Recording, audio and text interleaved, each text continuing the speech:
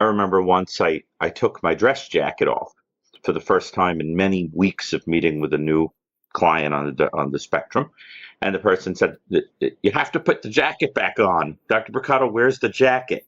So put the jacket back on. So I think pets have a way of kind of giving one that sense. And the other thing, of course, is that pets really drive home how many elements there really are to an interaction with a living being, right?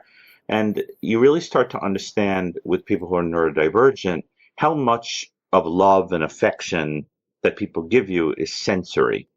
The sensation of, for example, somebody hugging you or putting their hand on your arm or around your shoulder or something and giving you, with oxytocin or whatever it is that suddenly gives you a surge of, that bonds you to somebody, right? We know that, for example, dopamine is what makes us evolutionarily bond to people. As a matter of fact, as a side note, that process can go very haywire because when you're a little kid, you're going to bond to your parents even if they're awful.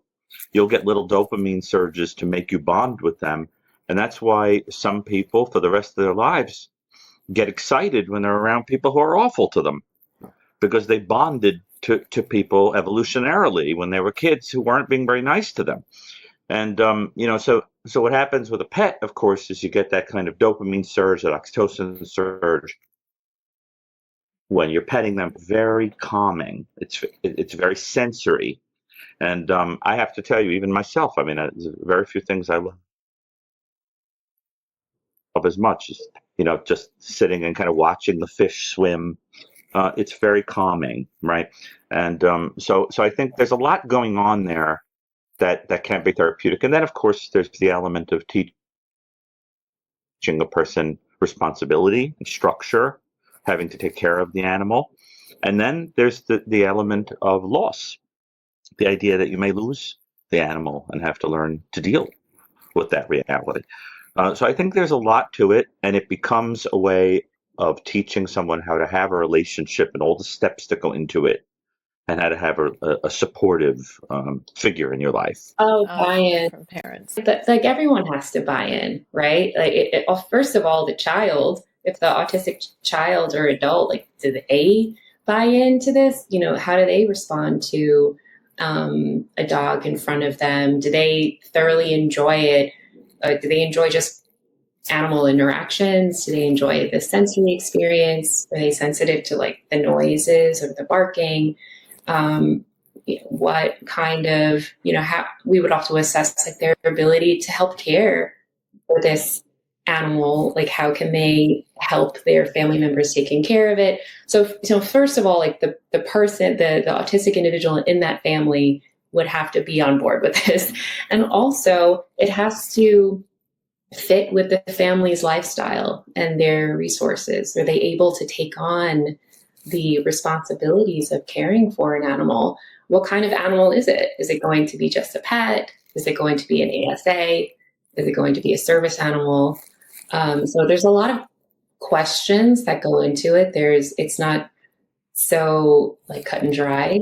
And I think that each family has to do their own research and investigation to see if this is appropriate for them, because it's not just one person, it affects the whole system.